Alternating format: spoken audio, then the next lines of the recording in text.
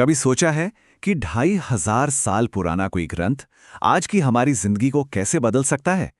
तो आज हम इसी सवाल का जवाब ढूंढने निकले हैं बुद्ध के संयुक्त प्रवचनों को परत दर परत खोलकर, जो वाकई ज्ञान की एक बेमिसाल रचना है। अब पहली नज़र में देखने पर यह ग्रंथ बुद्ध की शिक्षाओं का एक बहुत बड़ा और शायद ऐसा कलेक्शन लगता है जिसे समझना नामुमकिन हो। ये वाकई प्राचीन ज्ञान के सबसे बड़े और गहरे संग्रहों में से एक है, पर इसकी इस जटिलता के पीछे एक बहुत ही खूबसूरत और सरल बनावट छिपी हुई है। तो इस सफ़र को आसान बनाने के लिए हमने इसे 5 हिस्सों में बांटा है। सबसे पहले हम देखेंगे कि ये क्यों एक बौद्ध उत्कृष्ट कृति है। फिर हम इसके नाम संयुक्त के मतलब को समझेंगे। इसके बाद हम इसकी 5 किताबों वाली प्लानिंग को देखेंगे, ये जानेंगे कि ये असल में किसके लिए थी, और आखिर में इस पर बात करेंगे कि इसका ज्ञान आज के दौर में कितना ज़रूरी है।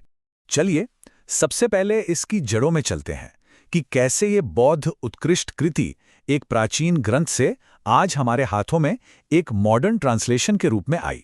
तो सवाल ये है कि ये संयुक्त निकाय आखिर है क्या? इसे ऐसे समझिए, मान लीजिए एक बहुत बड़ी लाइब्रेरी है जिसका नाम है सुत्त पिटक, जहां बुद्ध के सारे उपदेश रखे हैं। ये संयुक्त निकाय उस लाइब्रेरी के 4 सबसे बड़े कलेक्शंस में से तीसरा है। जरा सोचिए, इस पुराने ज्ञान को हम तक पहुंचाने में कितनी मेहनत लगी होगी। ये कोई छोटी मोटी बात नहीं है। भिक्खु बोधि ने 1989 में इसे ट्रांसलेट करना शुरू किया और उन्हें पूरे 10 साल लग गए सिर्फ इसका अनुवाद करने, इसे सुधारने और इस पर नोट्स लिखने में। वाकई एक बहुत बड़ा प्रोजेक्ट था जो 1999 में जाके पूरा हुआ।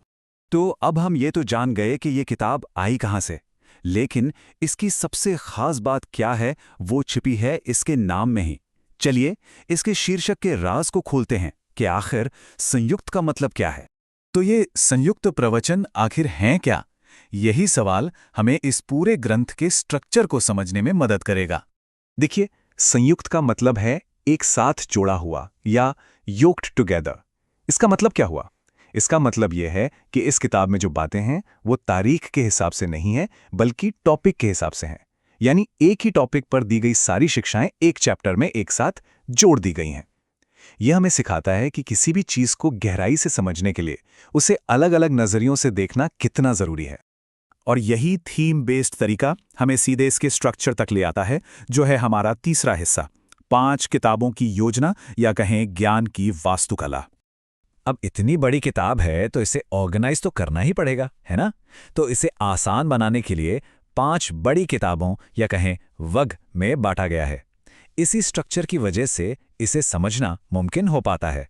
जरा इस टेबल को देखिए, ये 2000 पन्नों के पूरे ग्रंथ का नक्शा कितनी आसानी से दिखाती है।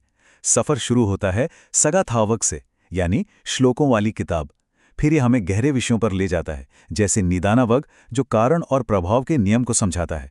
इसके बाद आता है खंधावग जो हमारे अस्तित्व के 5 हिस्सों जैसे शरीर, भावनाएं, चेतना का विश्लेषण करता है।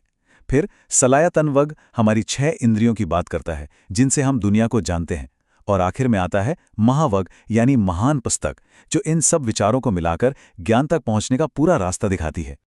अच्छा, तो हमने ये समझ लिया कि ये किताब क्या है और इसका स्ट्रक्चर कैसा है, पर एक सवाल मन में आता है कि आखिर ये लिखी किसके लिए गई थी? और यही है हमारा चौथा खंड, ज्ञानियों के लिए एक पाठ्यक्रम। इसका जवाब हमें किताब की भूमिका में ही मिल जाता है। वहां साफ साफ लिखा है, इस संग्रह ने मठवासी व्यवस्था के भीतर 2 तरह के शिष्यों की जरूरतों को पूरा किया होगा। तो ये 2 तरह के शिष्य कौन थे? पहले थे वो जिन्हें हम कह सकते हैं सिद्धांत विशेषज्ञ, मतलब वो लोग जिन्हें धम्म के गहरे सिद्धांतों को खंगालने में मजा आता था। और दूसरे थे उन्नत ध्यानी, वो साधक जो सिर्फ पढ़ने सुनने पर नहीं बल्कि सच को सीधे सीधे अनुभव करना चाहते थे। तो एक तरह से ये आम लोगों के लिए नहीं बल्कि गंभीर साधकों के लिए एक डीप डाइव था। और अब आते हैं सबसे जरूरी सवाल पर। ये सब तो ठीक है, पर आज के जमाने में इसका क्या मतलब है? चलिए अपने आखिरी हिस्से पर चलते हैं, आधुनिक समय के लिए ज्ञान, पाली से सरल भाषा तक। सोचिए, एक इतने पुराने और गहरे ग्रंथ को आज की भाषा में लाना कितना मुश्किल होगा, लेकिन यही तो अनुवादक का मकसद था। जैसा कि भिक्खु बोधि ने खुद लिखा है, उनका लक्ष्य था उस गहरे मतलब को आज की साफ भाषा में रखना जो किसी विशेषज्ञ के अलावा एक आम इंसान से भी बात कर सके।